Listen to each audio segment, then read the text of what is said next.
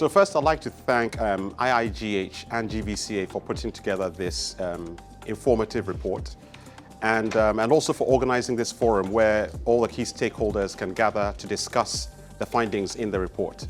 The good thing about the report is that it just brings to the fore all the information that has been gathered historically about the sector. So now we all have a very clear understanding of the issues, the things that we need to work on to resolve, the importance of collaboration, the positive impact that the private equity and VC sector has had on the country, and most importantly, some guidelines on what we can do next to make ourselves more efficient and effective.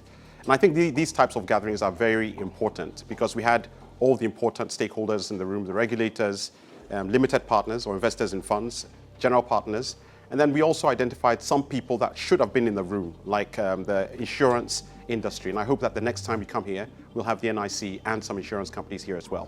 Thank you.